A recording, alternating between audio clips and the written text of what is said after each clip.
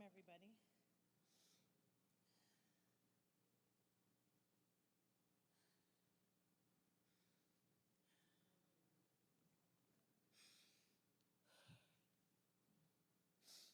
This is a beautiful, beautiful thing already.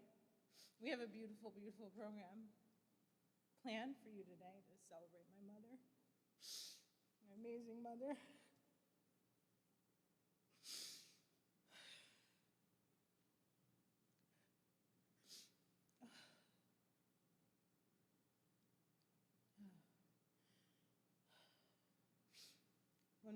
I didn't plan what I was going to say because I figured we would just find the space together. That's what my mom always taught me to do. And find the space that you're in, be in it however you need to be in it.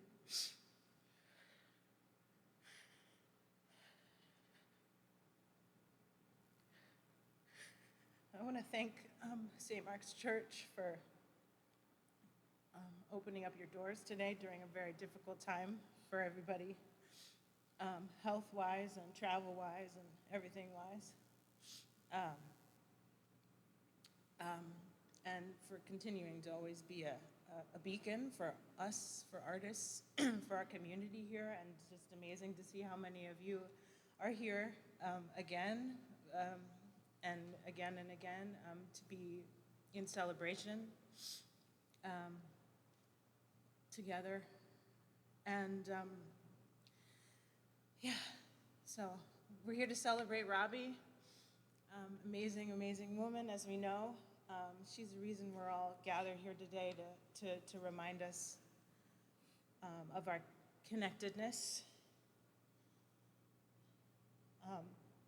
how we stay connected no matter what might transpire. We are always interconnected. Time pulls us apart, but we find a way to sort of rebound. That's a beautiful thing that I feel in the room today, so thank you. So, I'm going to try with a little bit of housekeeping. You saw that there is a guest book at the front. I hope if you have not had a chance to sign in and say something, write a little message, please do so on your way today. There is hand sanitizer next to the podium, so we hope, please do make use of that. We want to keep everybody as safe as possible as I cough into the mic. I am negative test recently, so hopefully we're okay there. Speakers, the artists today who are speaking, do feel free to remove your mask if you want to while you're speaking, but then please put it back on when you go back to your seats. We have an incredible collection and gathering of artists here today, and which I'm sure you'll witness and share, and just really looking forward and excited to just share today. The bathrooms are in the back on either side, and we invite you. We do have a limited capacity reception at our house afterwards on East 4th Street. The information is in the email that we sent out originally. We will ask that you bring your program with you if you do plan to come, just for use it as kind of a ticket or just to prove that we're all part of the same party. And artists, we are asking you, we're not stage managing today, we're asking you to self-stage manage, so as you see your name coming into up on the program, just be ready to come up, and we have as everything set up for you here, hopefully that you need. So let's go on with some music. So thank you all again, and let's be here. Celebrate. Let's celebrate Robbie today. Thank you. Goldie. Yeah.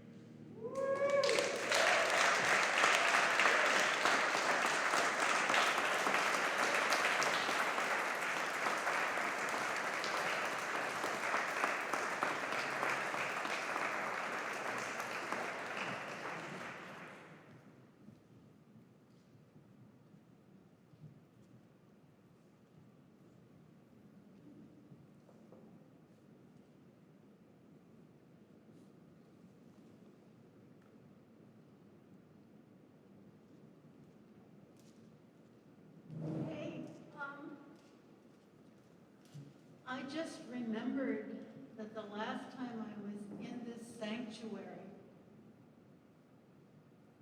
was with Robbie to celebrate the life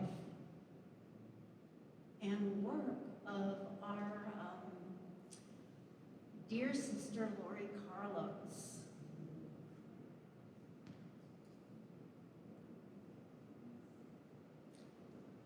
Yes, it's beautiful space.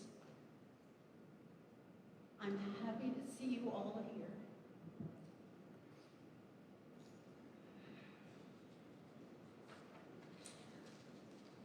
Thought Music was a performance trio formed by Robbie, Lori, and myself around 1986. We were tight and wanted to continue our collaborative work as writers, dancing, singing poets, improvisers, and mothers. Robbie called what we did jazz theater. I'm not sure if she or some other witty artist coined the term, but it was apt. The 80s in New York was tough, much like it is now, much like it always was, and always is, will be forever and ever. Ugly, artistically thrilling, beautiful and complicated. And out of the ruins and sorrow came inspiration, energy, shoestring budgets or no budgets, and a whole lot of daring. In 1988, we premiered Teeny Town at Franklin Furnace, then brought the show to Dance Space right here at St. Mark's Church. Uptown to the Schomburg, on the road with urban bush women. Sometimes people loved what we did, sometimes they walked out. It was amazing. I'm happy so many artists who collaborated on Teeny Town are here today to honor Robbie. Jawole, John, Ching, and Nikki. I miss Robbie's deep, mischievous belly laugh, our morning phone chats about the latest awful news and delicious gossip. She was elegant, beautiful, salt of the earth, rigorous, kind, a truly sexy brainiac, and very, very funny. So here from Teeny Town, I bring you a favorite poem of mine by Robbie. It's called Pork.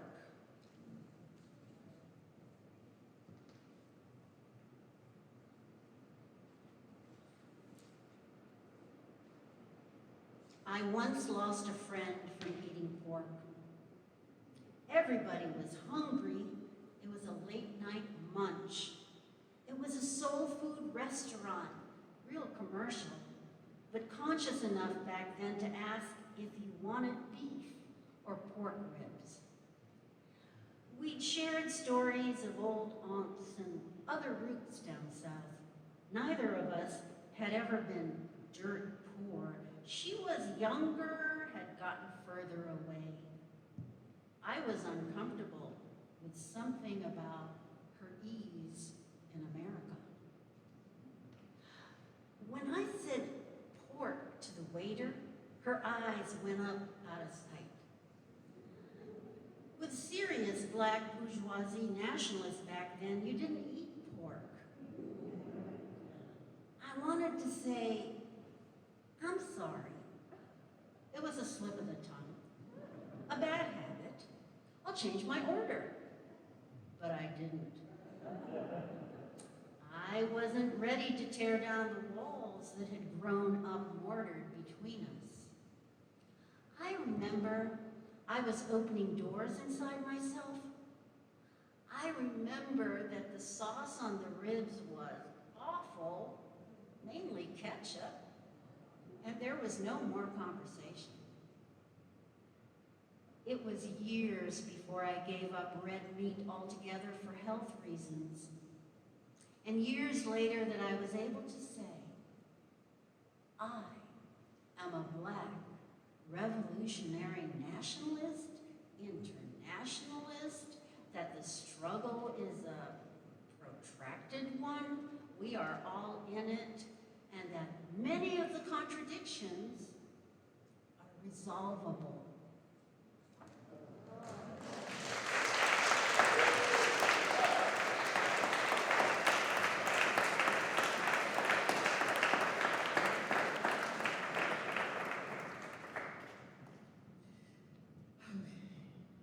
Hi, I'm Jolie Zoller, and I'm going to dance one of Robbie's poems, but to tell you about how I got to how I move, I don't know if you'll remember this story, Jessica, but we were up at 125th Street at Roger Furman's Theater, and that's when I found out that when I saw For Colored Girls and Lori and Robbie was a swing, and she was performing, and I was like, oh, you performed Lady in Green? I loved that choreography and that dance. It was the most amazing thing. It so influenced me. And she said, there was no choreography in dance. I said, yes, there was. I remember it very clearly. And I started doing it. And then Lori and Robbie just fell on the floor and started cracking up. I was like, what's going on? Robbie said, I was a swing, and that was my first time performing. Somebody ran off with all of my stuff.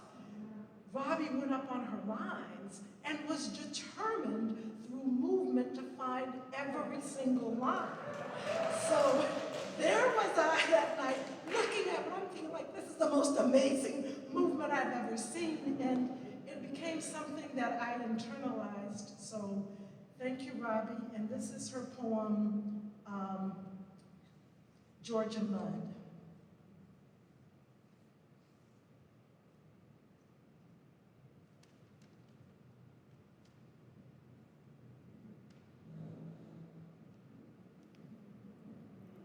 Feel like sand in my feet. Feel like brick pillar porch. Feel like rain coming down. Feel like sunshine. Feel like feet in the mud make a sandcastle house.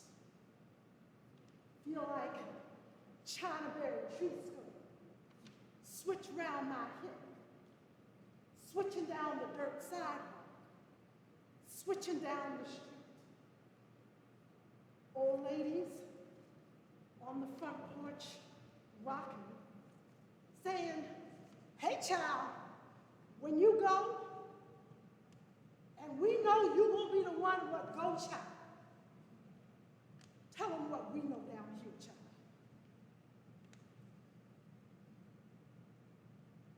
I am as old now as those old women were back then.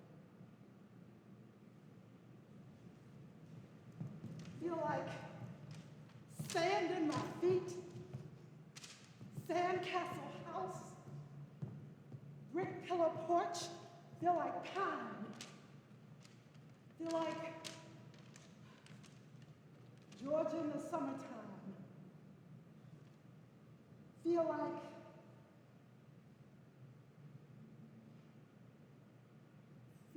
pain, feel like red clay, feel like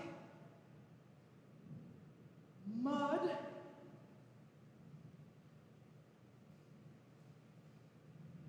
feel like blood.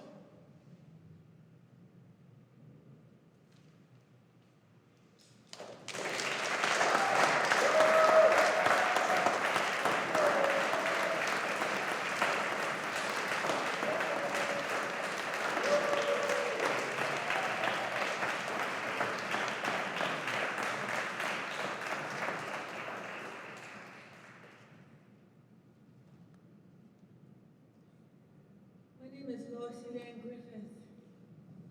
I feel privileged to be here to help celebrate Robbie. She would to come to the New Eureka Poets Cafe, she and Ed. And at that time in the 90s, they had this Edition Ensemble, which was a group of poets, musicians, led by Robbie and Ed, to perform and to raise the spirits, much in the way that we're here today to raise the spirit. It seems like when we call upon it, it can fill us. And I wrote this poem for Robbie. Fearless fanática, colmado de pasiones, las mismas that make me daughter Ia like you. Mother to yourself, born to feeling lo que sentimos in every language, putting feeling to saying. What we're seeing may be unseen, for knowing what we feel. And pleasing to please has never been what we've been. Tú y yo. Estamos mismas in different worlds, in the same world as what is seen entre nosotras, entre mundos, where we fit. I see what you've done. I do it too. I'm just like you, who's not like you, so pleased to be pleased. Que estamos mismas, daughters, Ias, mothers to ourselves, who know from self. Loving is not the same as self-love. That makes us colmado de pasiones, de amor, more seditious, as fanáticas sediciosas.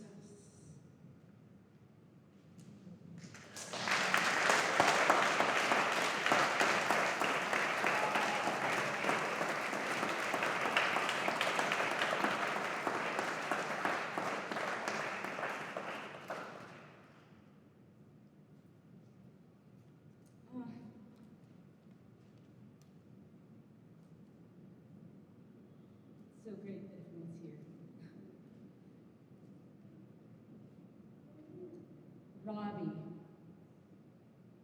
deep thinking, deep listening, paying attention. Her gaze was steady and she did her homework. Imagine that mindscape, abuzz with observations, readings, habits, memories, history, experiences and imagined experiences, all vying for her attention, demanding to be listened to, a hubbub of voices and ideas jostling and bumping against each other, linking up, disassembling, reassembling, bearing fruit. Robbie really lived it. She embraced contradictions, the push and pull of being alive and attentive. She made things converse that should have had nothing to say to each other. Popsicles, rape, Rosa Luxemburg, teacups, baseball. She kept at it. She was often surprising, never boring. The last time we spoke, she was rereading The Second Sex. Her scripts were like musical scores. Robbie at ease and attuned, shifting the dynamics, shaping them on the spot, embracing the silence. On stage, she has the audience in suspense, holding its breath while she paces or shifts slightly in place. Excellent posture. Her long arms are restless, the space ticking, ticking, waiting for what's next.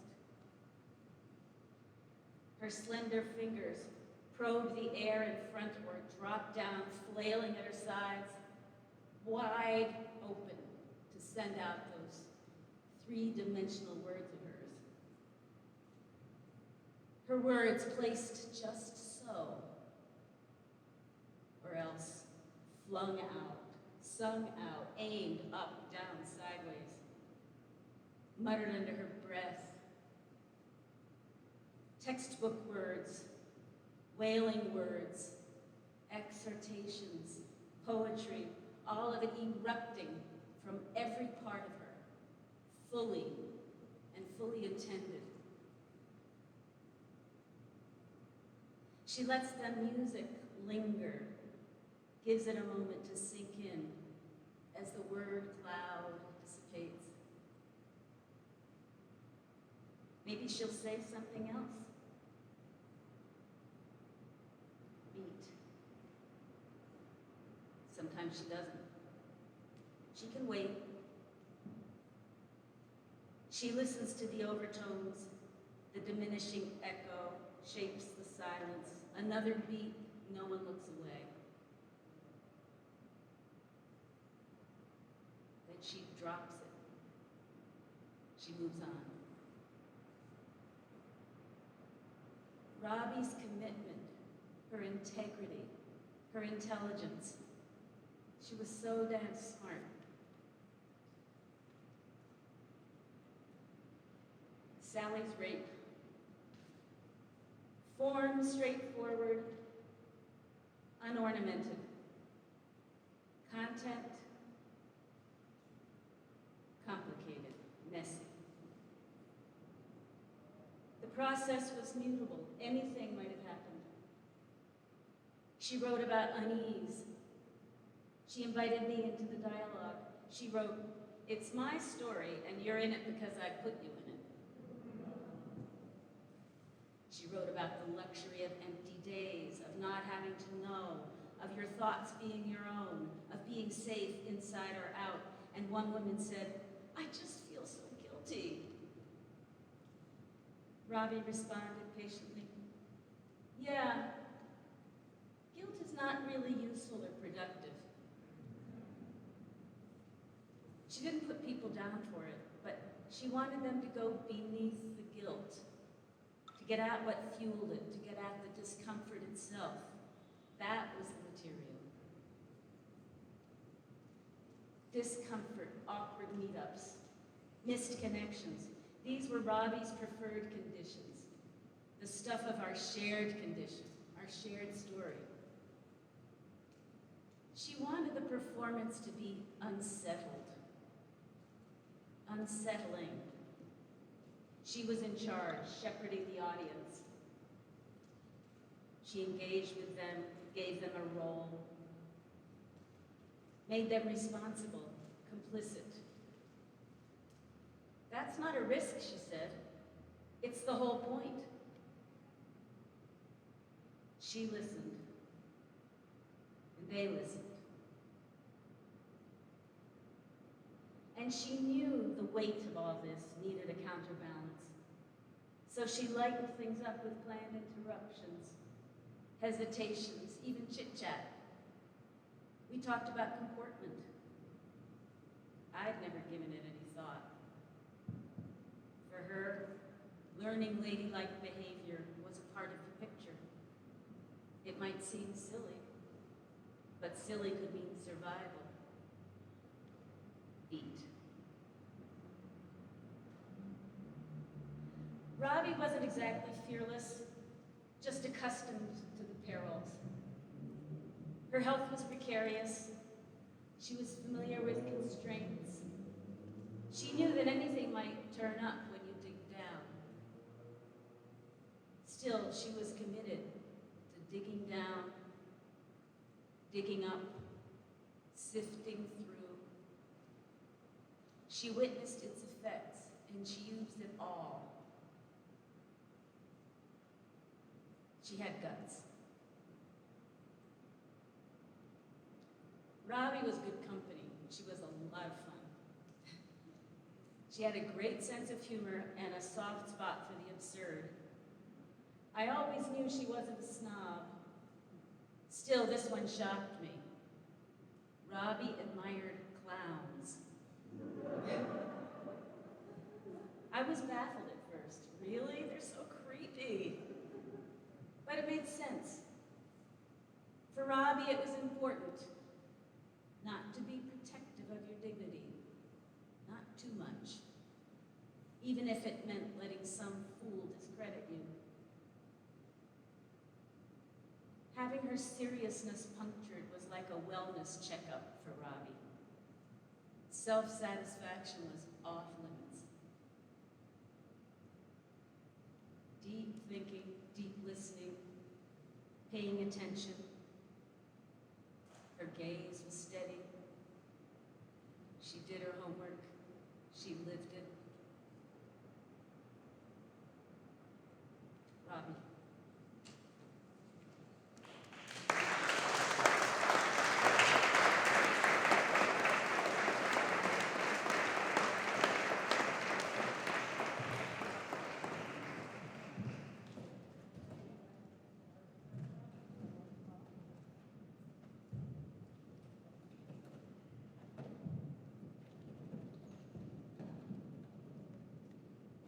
So, my mother loved music. We all know that. She was extremely supportive and but also a little bewildered by my interests in gravitating and towards classical music early on. It happened that way because the lovely Third Street Music School across the street, that was what they taught there. On violin, and they started on violin. And we have rehearsals at the house. She always loved sitting quietly in the corner and listening to whatever we happened to be playing, Brahms, Dvorak, Mozart, whatever have you. And then later, my own compositions. And I'm just really grateful to have all of my friends, longtime friends and colleagues here to play some Dvorak. She loved Dvorak. Dvorak was her favorite composer.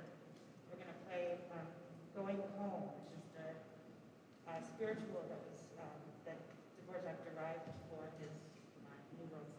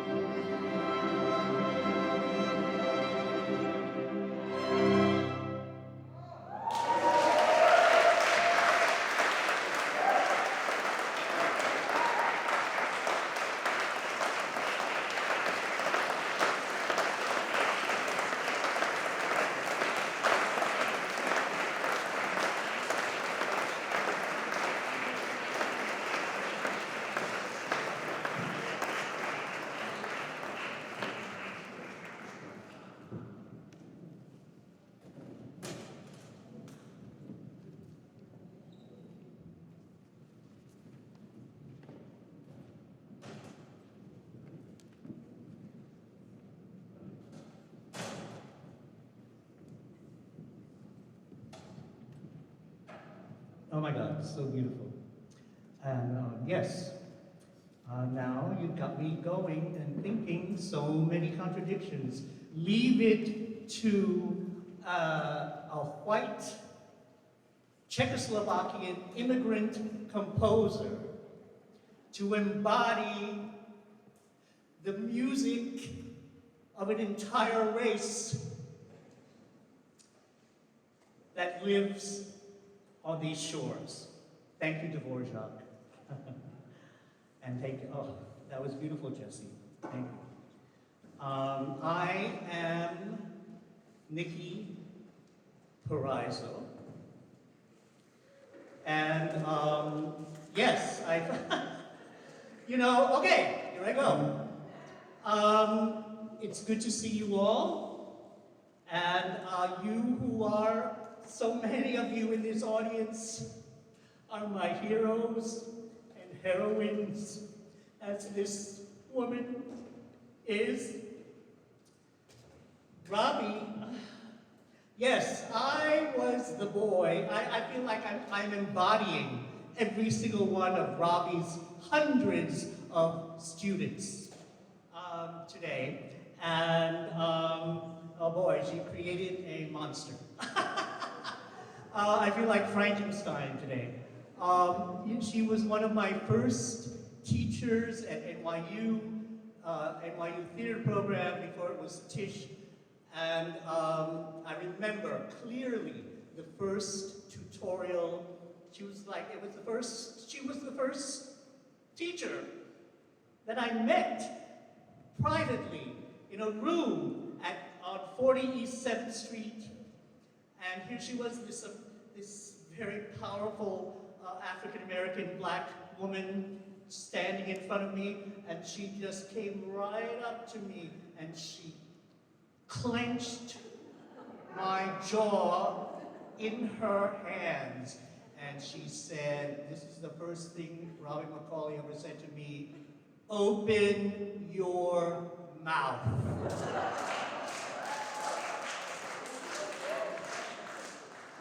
But I thought, oh my God, I'm so scared of this person, this woman. But there was a glint, oh my God, I could already see a glint of compassion in Robbie McCauley's eyes as she clenched my jaw open. And then I have to remember another moment. It was Robbie McCauley who introduced me to Jessica Hagedorn. Robbie said one day, "Oh, Nikki, you must meet your Filipina sister. She's writing a play down over there at the Public Theater."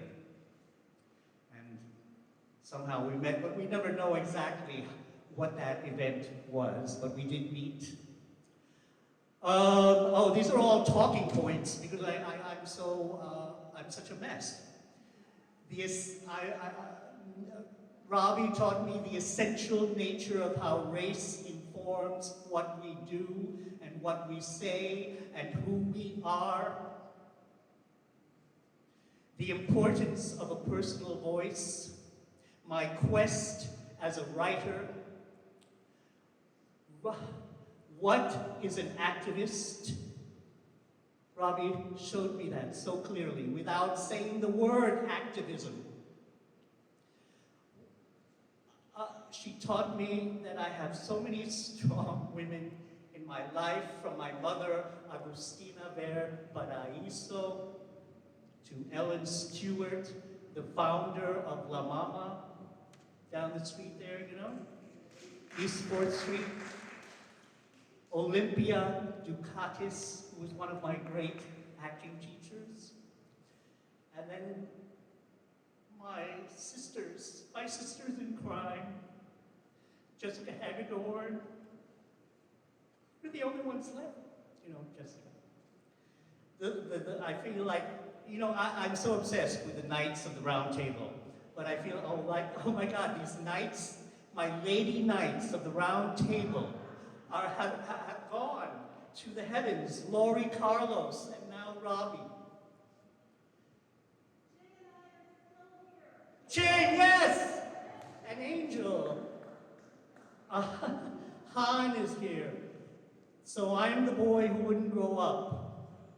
And now that I'm turning 70 this year, I feel I should own up to that. Life. There's a mass of contradictions. Life itself is a mass of contradictions.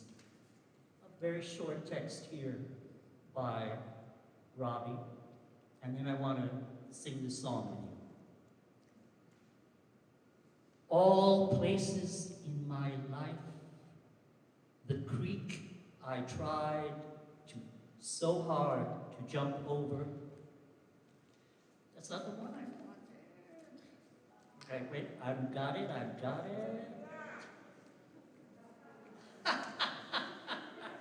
See, I'm a mess, I'm telling you. All right, what did Robbie teach? Oh, here it is. This is the one I want to read. Apples and mandarin oranges, all I have now for sustenance, just in case the winds come or the army. Lori always said sardines and beans. I said grits.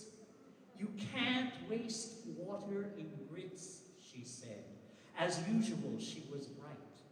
Thirst and hunger harder than violence or bad weather, she predicted. She went home to God. Just before the earth started falling apart. But her wise words remained. Her wise words. Canned goods, she said. I took the fruit for water, would eat it soon, save some for strangers to soothe my soul. Her soul was pure and honest. I'm not made like that. Have to search myself for nuggets of righteousness. She did not deny loving God. I went back and forth between Freud, Marx, and Jesus, finding my own points of view, not believing in belief, suspicious of it. Yet I call out to God, Jesus, and the Holy Ghost every day. So many of us do. Lori spoke about God from her stomach. So you're going to learn this song in 30 seconds. And we'll do it together. It's a Native American.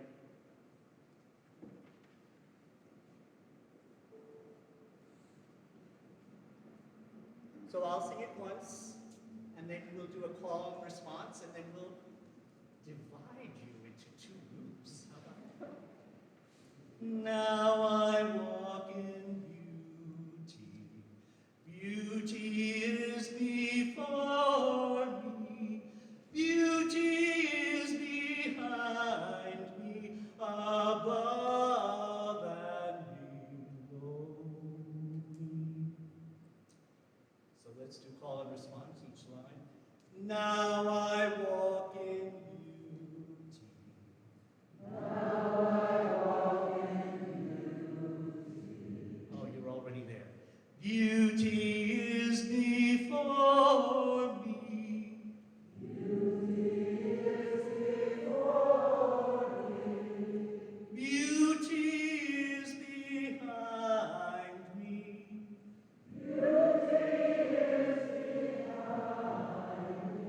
Above and below me.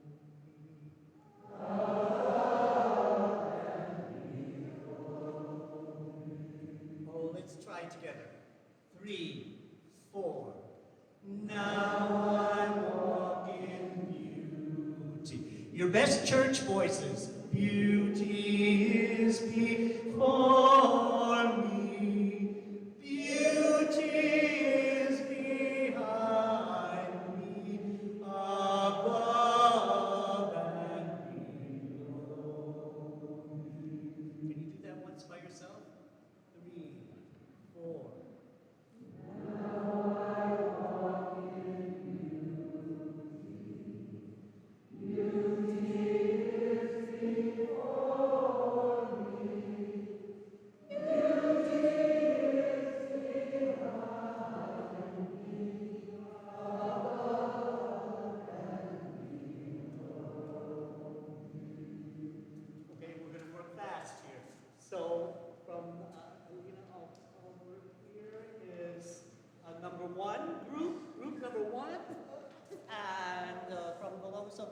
here to over here is group number 2. Oh, Jesse, can you come help me?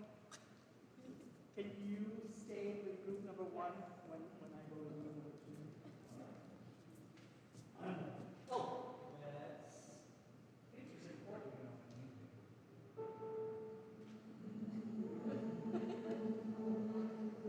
Read for group number 1. Now I walk in beauty. Now I walk in beauty. Beauty is before me. Beauty is behind me. Above and below me.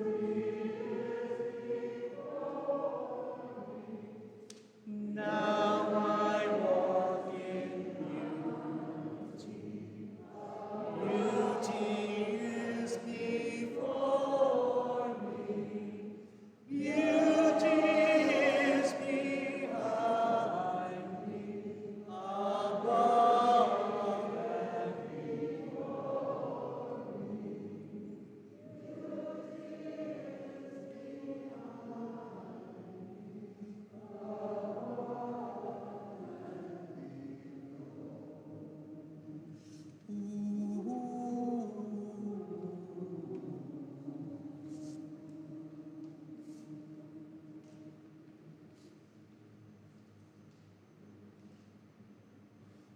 Thank you.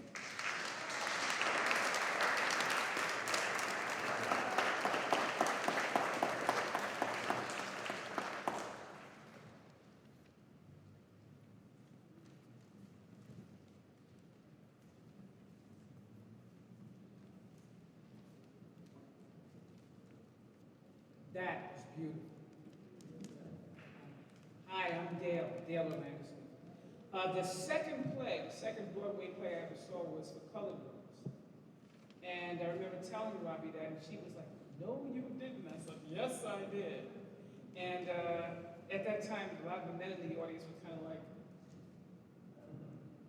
looking around going, did I do that? She said, yeah, you did. So there we go. But anyway, it was a beautiful piece of work. And what I'm going to do here is recite a poem that Robbie wrote called Night and Day, Ode to Lori. The night I hollered like a street person up to your 4th floor window. Hollered with the man you warned me against. The day on your last plane ride with Craig and Sekou defying seatbelt air bumps to comfort us, while the steward who screamed like a girl gave us an unopened bottle of Bordeaux. So many nights in New York when you needed wine. When everyone assumed we were homoerotic, everyone not understanding being in love was different.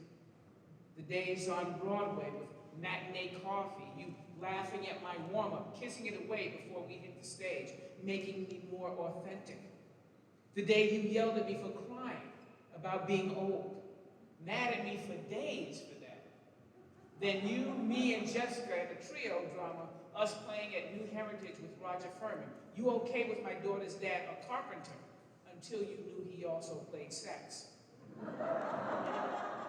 Nights and days in other towns, you settling, Midwest, me still in your downtown hometown, meeting you as you like to sing, on the road again, in this crazy country, Texas, Florida, New York again, California, Milwaukee. Days and night, strong and not, with medical care we cared to get, truly older fantasizing moving to Chicago to drink bourbon with young men. One day God decided to give you a rest to take you home. I'll never stop loving you. You live in my heart day and night. Robbie McCauley, 9/27/2018. Rest in peace, colored girl, Black Queen. Thank you.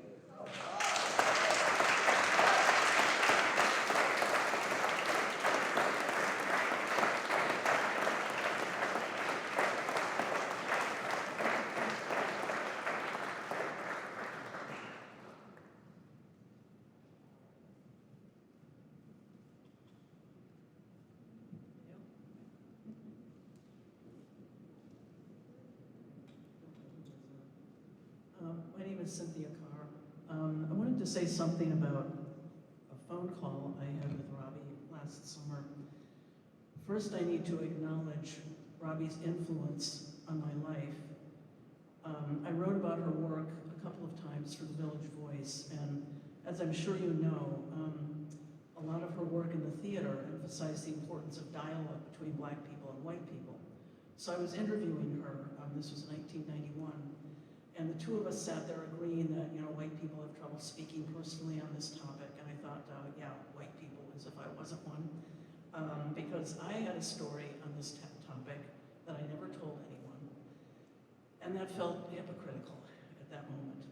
So I ended up telling Robbie that my grandfather was a member of the Ku Klux Klan. She was one of the first, maybe the first person I told, and I sat there thinking, okay, now she'll hate me. And instead she said, hearing that is a relief. She made the point that most white people come from something. I mean, are we all descended from abolitionists and freedom riders? I don't think so, but it never gets talked about. She also said, that makes me feel like I'm not crazy, meaning when we who are white don't say what really happened, we're trying to erase reality, which can make people feel crazy. I told her about the famous lynching in my father's hometown and the famous photo of two dead bodies from a tree and the happy group of white people posing below, and how I'd looked through it to see if I could find my grandfather in it. And I found out that my sister had done the same thing. And Robbie said, those are the stories we need to hear that white people aren't telling. Long story short, I wrote a book about that lynching and the impact it had on the town where it happened. And all through that process, I talked with Robbie about racism. We'd meet for breakfast and talk for hours, and you all know how insightful she was and how lucky I was. It was in one of those conversations that she said to me what I think of as the core of what she always taught. Racism will be over, she said to me, until you have to live with it the way I have to live with it.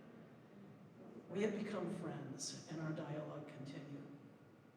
Last summer, we were talking about Black Lives Matter and the daily protests going on over the death of George Floyd, and I said to Robbie, well, maybe now we're finally coming to some kind of turning point around race relations.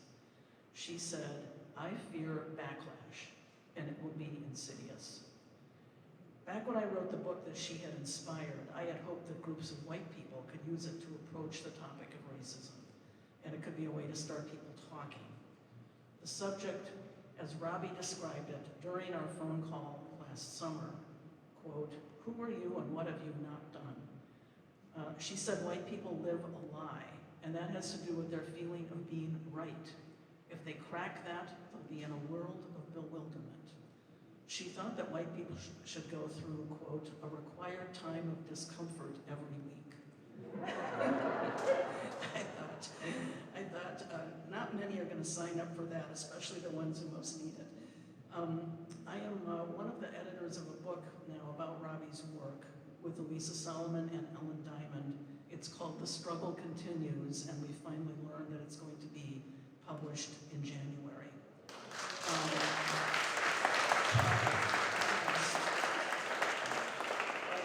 Here are a couple of sentences from the last interview we did with Robbie that we included. Quote, the legacy of courage I come from inspires me to continue to work with or against white people to end the supremacist terrors. I wish I were younger and had more energy, and yet, as the old James Cleveland hymn says, I can't get no ways tired. Thank you.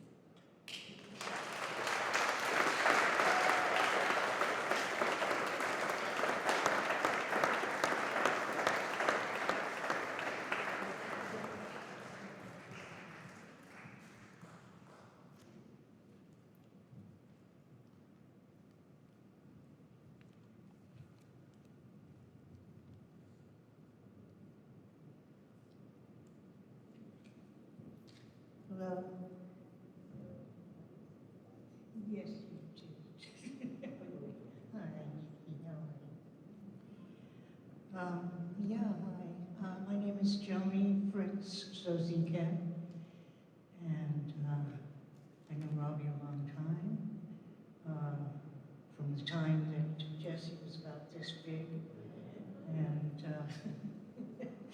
and I remember seeing her with the Sedition Ensemble and singing, and she was so brave and exquisite, and we were both performing at something, and we just hit it off, and kept the friendship for many, many years, even though she went away to Boston and did a lot of work there. And, I was overjoyed when she came back to the city.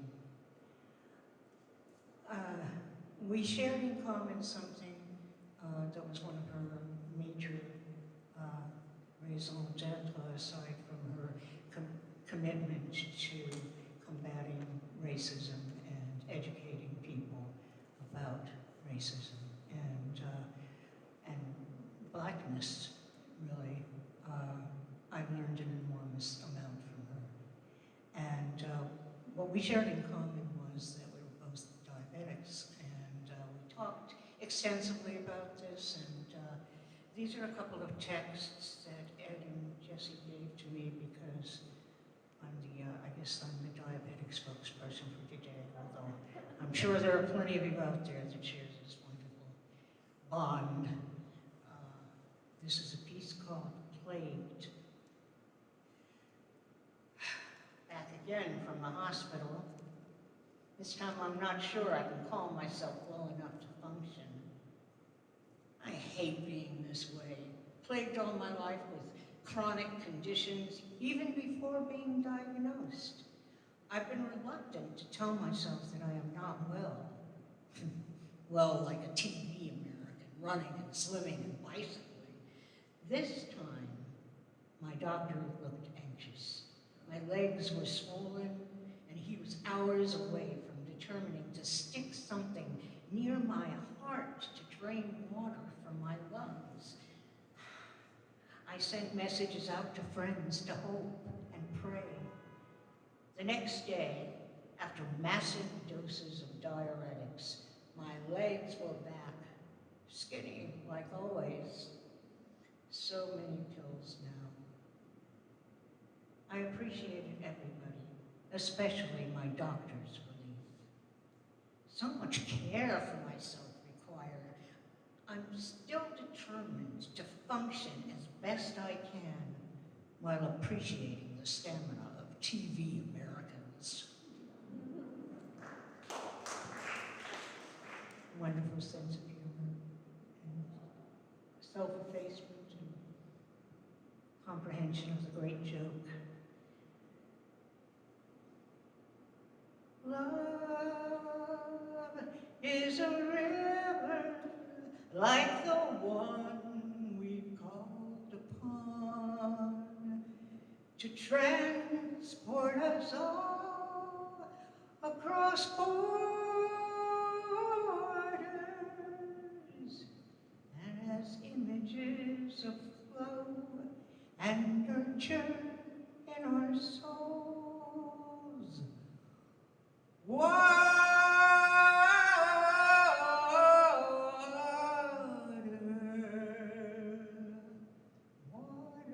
wetness to and on, words that carry and streak and nourish, as well as threaten us. Clean, cool water. Clean, cool water. The word itself chanted over and over. I remember being uttered by Ma Willie as she sat down to rest and drink a glass. We must pay attention to our thirst for love. Dare to dive into or swim in it to keep it plentiful and fresh enough for life, family, close, extended, and created.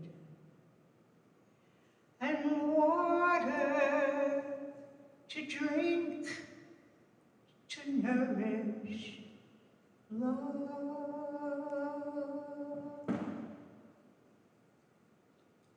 Love you, Robbie.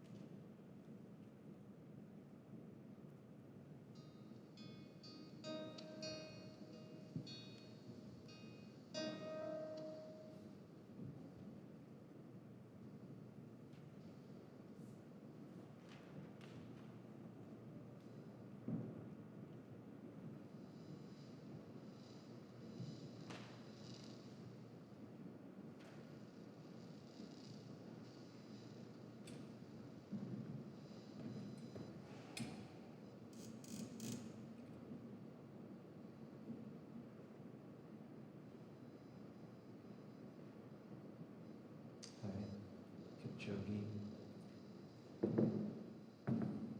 Jesse's brother.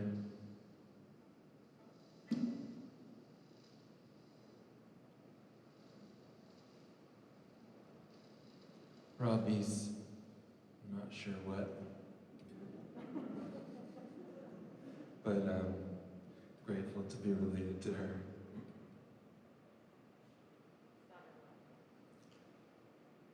Son in what? Son in love. That sounds great. I was always surprised when Robbie would talk to me. Somehow, she seemed like a level above, and like a queen or a superhero, something like that. There's a lot of great people in the world, you know, who are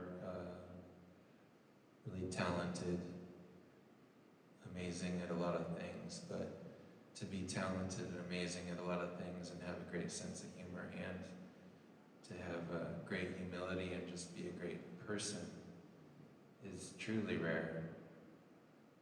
A lot of people who are really talented are boorish and assholes and Robbie was none of that, as you all know. I think so. There's like, I think the word for that kind of person is like saint. It's like the advanced among us. Robbie was that, and so I always felt like, really, you're talking to me? And she sent me this poem, and I felt the same way. I was like, really, you sent me a poem? She said, checking in, hoping you are all weathering the real and literal fires and brimstones of this time. I'm holding up as well as I can with you, may know health things. Sending this poem song that I recently poured out, though maybe a bit dated for you. And I didn't know what she meant by dated for me.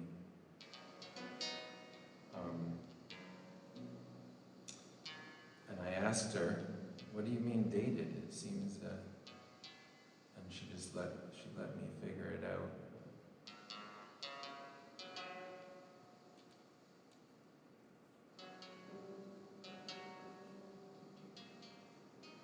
I don't know what it means, but it seemed, I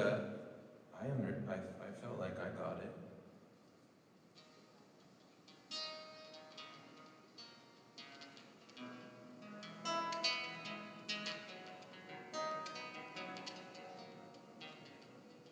It's called Old Dead Dicks.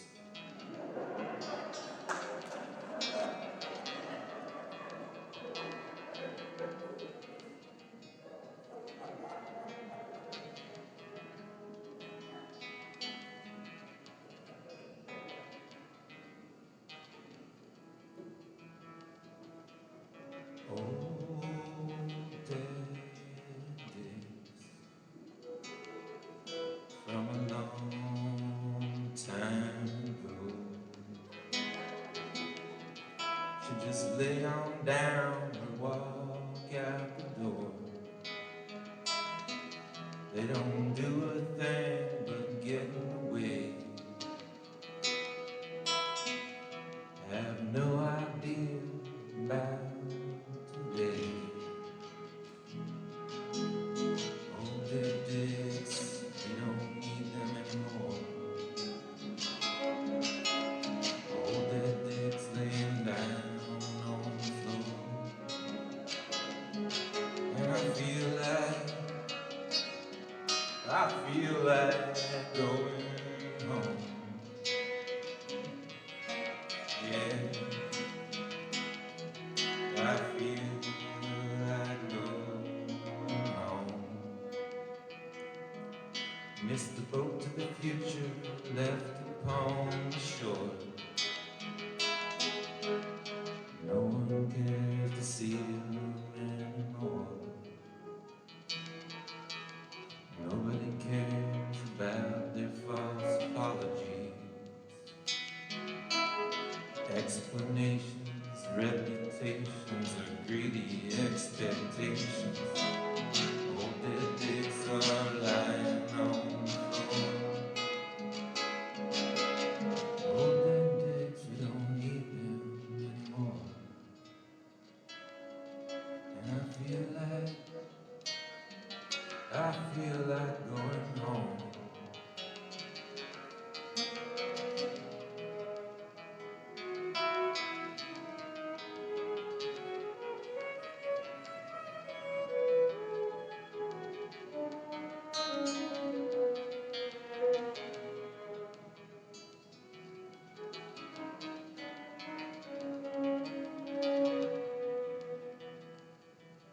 They can go to the graveyard, dig up, cover up with their crankly old hands, and lie down under the dirt. No longer have the nerve, no longer to hurt people they were elected to serve. Old dead dicks are lying on the floor.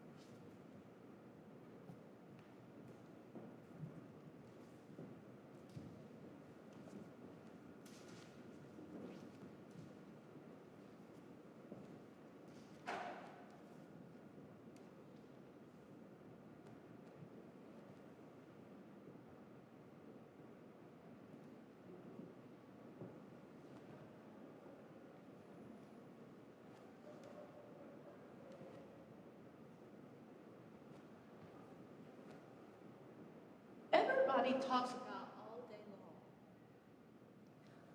I think it's like I once heard about the reason for theater, that we are trying to talk to the dead. Yeah, like an invocation. As the voices all around, getting in your business. It started for me with my grandma. My mother had schizophrenia, so I was raised by my grandparents. In Taiwan, when I was a girl, one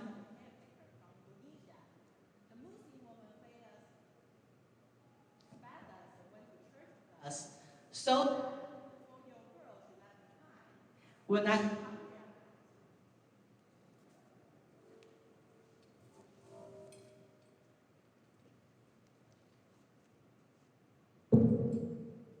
hear Grandma Willie's voice come to me, saying, children are starving in India, in China, in Africa, so you better finish your food.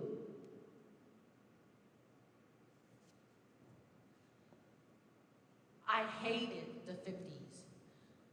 Things were changing, but not so enough for me.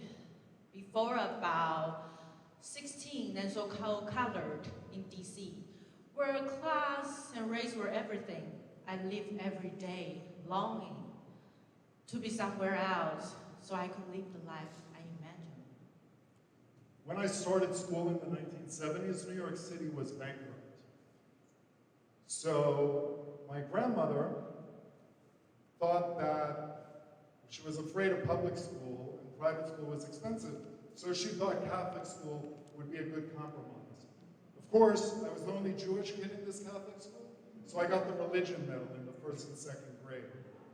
Every day, we had to cross ourselves and say, in the name of the Father, the Son, and the Holy Ghost. But there were 4 points to crossing yourself, and I couldn't quite tell what the other kids were saying. So I thought it was in the name of the Father, the Mother, the Son, and the Holy Ghost. You know, like a family.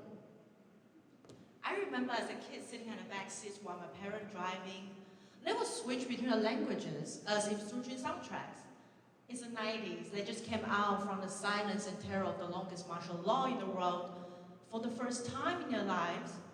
No more curfews, no more loud anthem singing before each and every movie. Yes, even for the sexy ones. And no more punishment for speaking their mother tongue. Whenever the conversation shifted into English, I knew then it's something only between 2 of them. The soundtrack of Secret. I didn't know anything about religions except Christian. I was smart and nice, so boys didn't think of me like that. Although one time, this boy in high school who was Muslim looked in my eyes and told me he thought I was smart. I was flattered and scared. I didn't know who the Holy Ghost was, but I thought maybe it had something to do with Halloween and the coloring book they wanted us to make of Jesus, Joseph, and Mary. I gave Joseph red hair, and my grandmother saw that and she got really mad. She said, Joseph can't have red hair. Who has red hair? Freaks, that's who. Nobody has red hair. I said that my friend Michael Dewey, who lived on the 10th floor of my apartment building, had red hair, and so did his mother.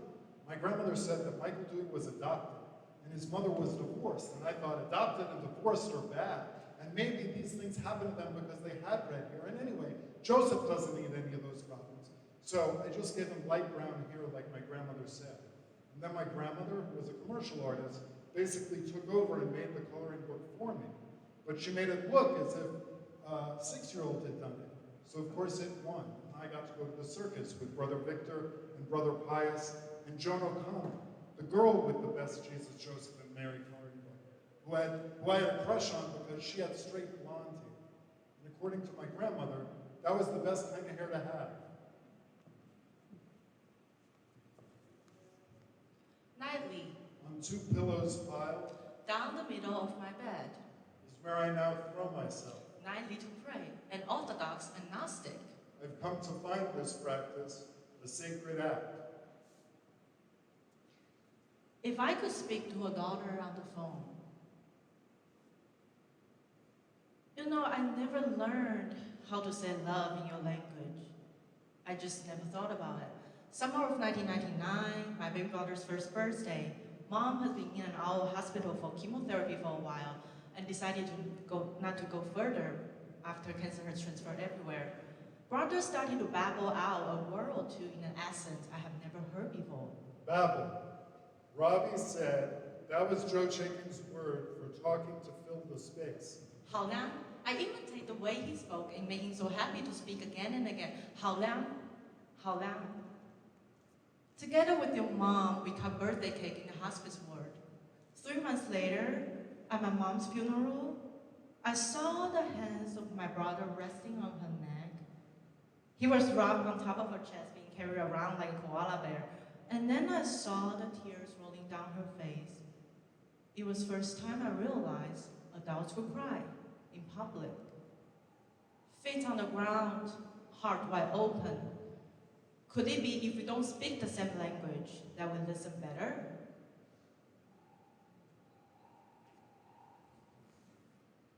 For years I didn't cry because I thought if I cried I would drown myself. Anger was my stuff to keep from feeling sad. Pain is easy. I've been through pain, but sadness is hard. The loss of friends as I'm getting older is so sad. It's hard to believe life ends here on earth.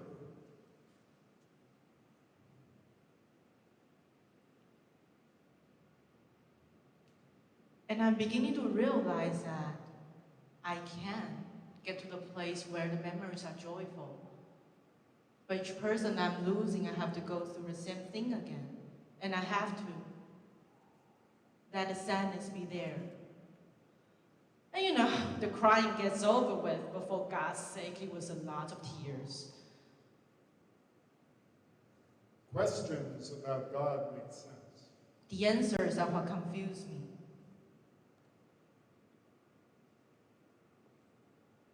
Hanging in, hanging on. Yeah, my body, the world.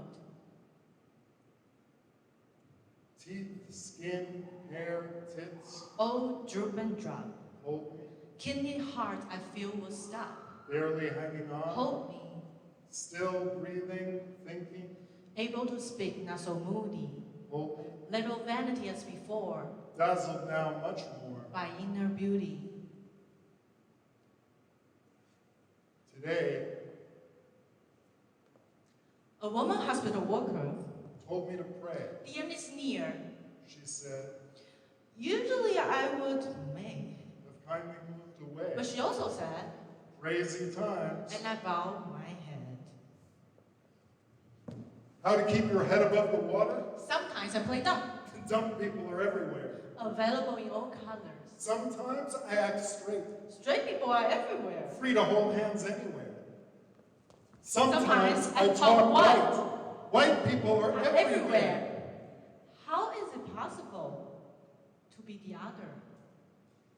When my mother was getting sick, you'd ask her what she wanted for dinner, and she'd reply, the whole world died at Auschwitz. Or she'd drop to her knees, beat her chest, and repeat, Jesus Christ the Lord is black and he dies every day, God. Jesus Christ the Lord is black and he dies every day, God. Jesus Christ I see the Lord scary is dogs black he and dies friendly every rats day, in my God. dreams. What can that mean? A song my grandmother taught me on the piano.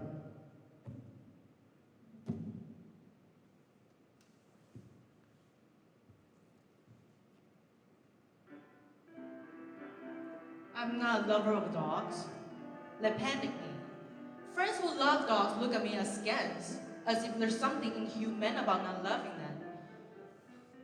I can't when I lick people's faces. Ew.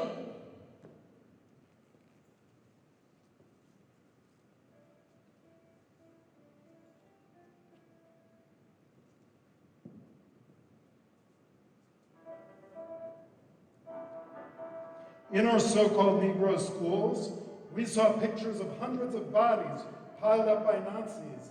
Being black, we knew about the horrors of human bondage in America. Somebody said that was how the Nazis learned to dehumanize others. Deep down, dogs remind me of the Holocaust and slavery. Who is our friend? Who is our enemy? Our enemy's enemy. Our lover's lover. 주 예수 알고 주 예수 알고 All day in my mind, 주 I hear a prayer, 예수 or a hymn, 알고 or I sing hymns.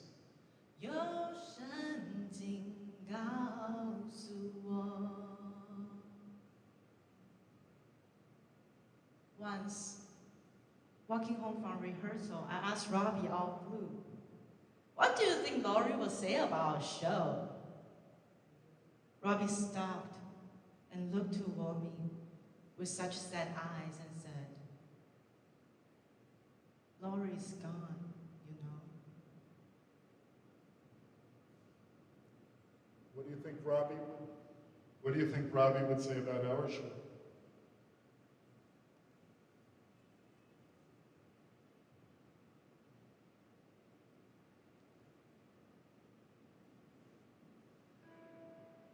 I feel blue too, cool and blue.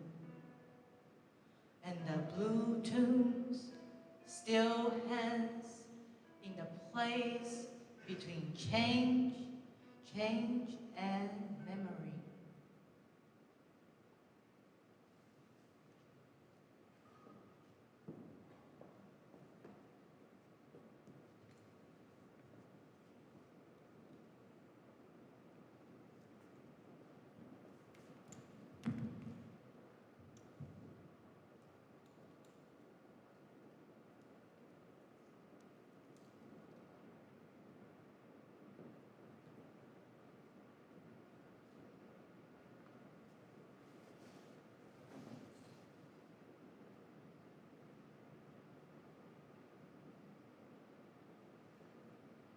Today,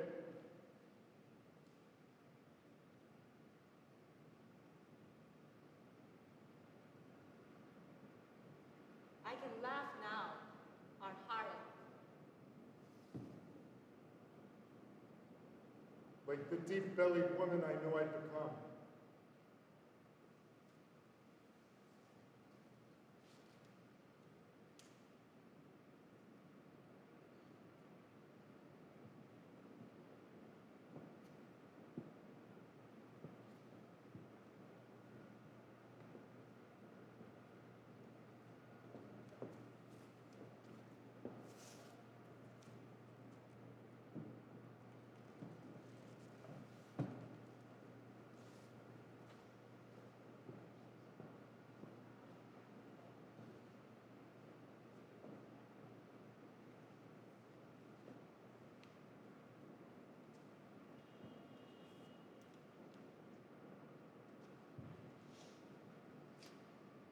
In 100 years' time, what would you like people to say about your work?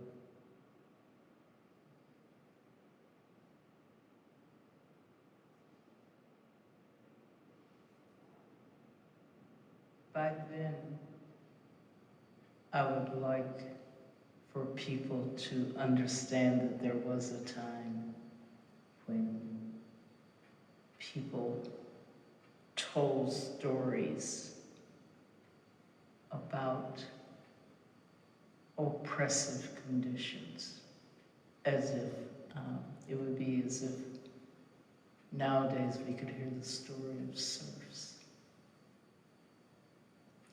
but that in 100 years people will say, what's an oppressive condition? Well, here's someone who talks about that.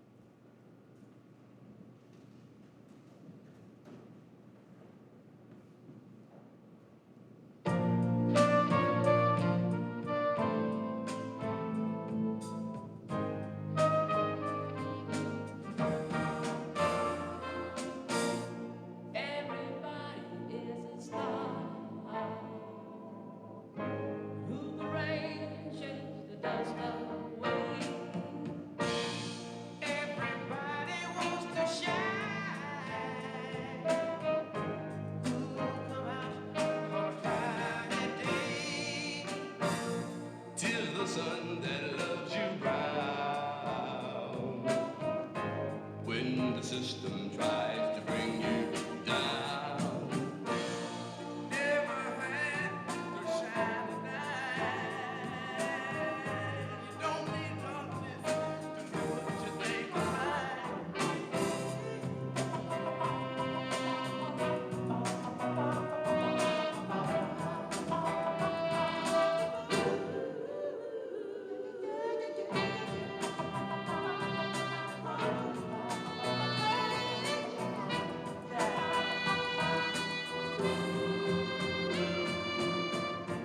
Everybody is a star. I can feel it when you shine on me. I love you for who you are, not the one you feel you need to be. Ever get your falling star? Ain't no stopping till it's in the ground. Everybody is a star. One big circle going round.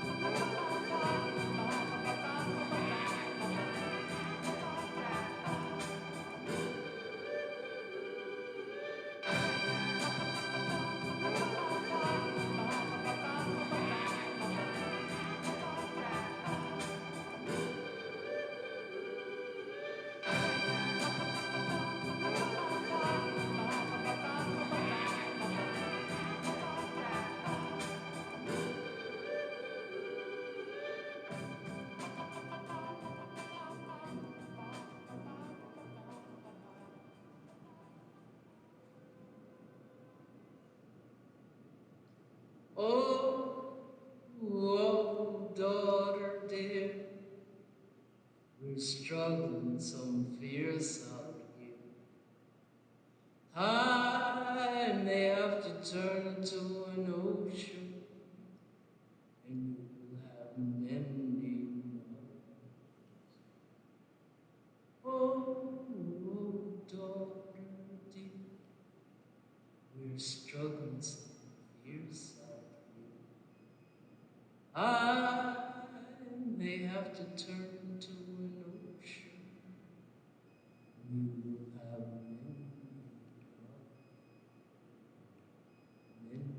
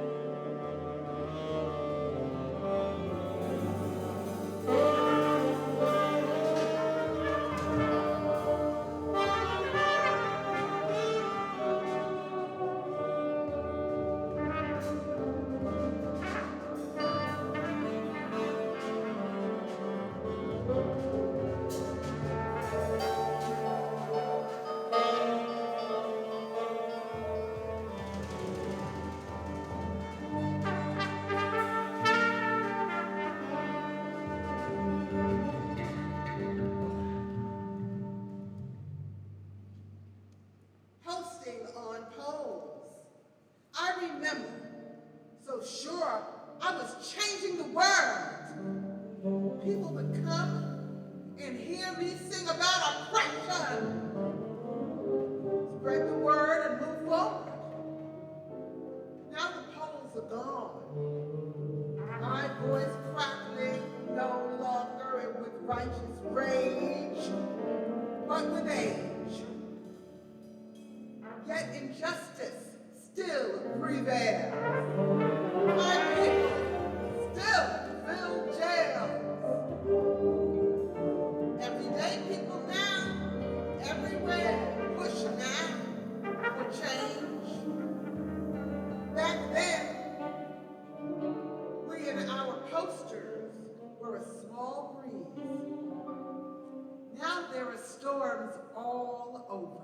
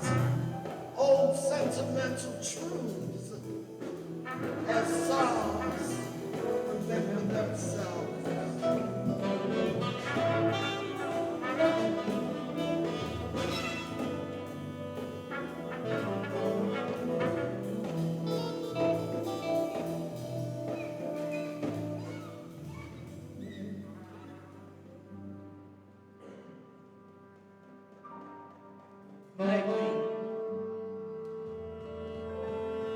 On two pillows piled down the middle of my bed to keep away bed sores. Pillows by bedtime covered is where I now throw myself nightly to pray. An Orthodox agnostic, I have come to find this practice a sacred act. I start with the Lord's Prayer, just in case. Then with thoughts of others, and continuing with gratefulness.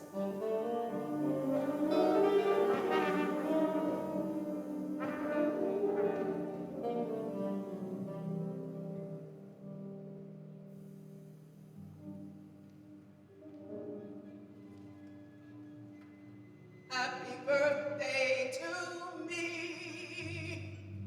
Started again, my 78th year, feeling like 19. Owning my wanderlust, my dynamic rage, even with my body rust, stricken with age. Able still to picture stamina, to move from within, from shapes to inner drama, making structures to give in order to live.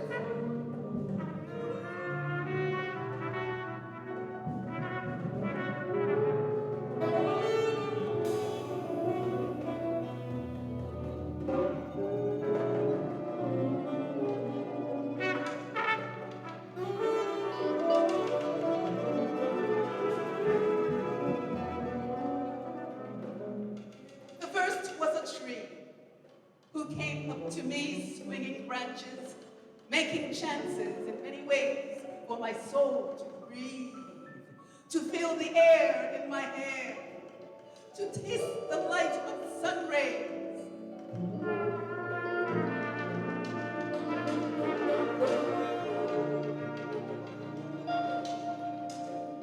Next was number two, another one to view, to adore, to want more, and life became a zoo with zebras and monkeys, uncaged, running free, climbing all over me.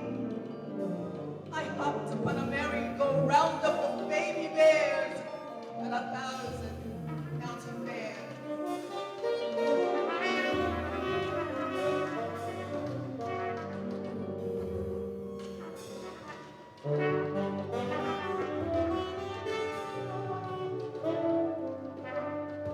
People were the creatures. When I wake from the dream, on a bus to integrate a school, headed by a fool who puts me in a room alone,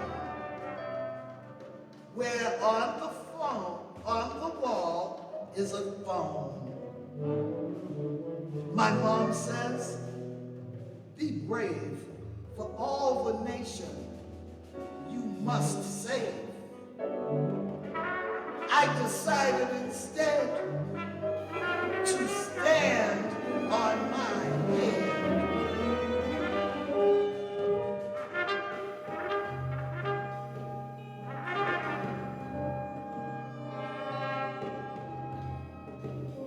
Little by little, things began to change in schools, on buses, on beaches and places to eat.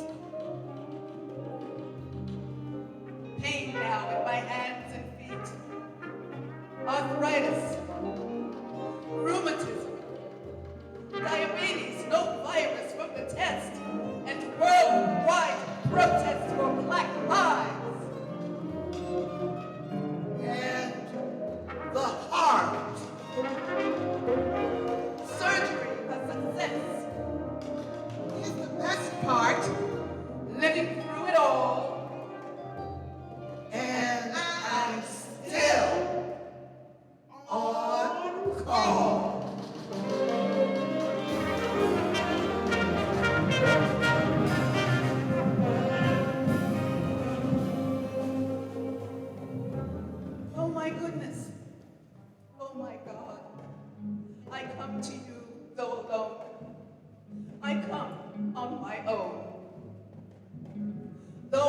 the script of one foundation and do love Jesus as your son and accept the church as sanctuary. I know the story and the lessons of uplift and of the fall, and look for love amongst us all. Though I come alone on my own, so many I know have left us and will be leaving soon. I do have hope to join them somewhere beyond the moon.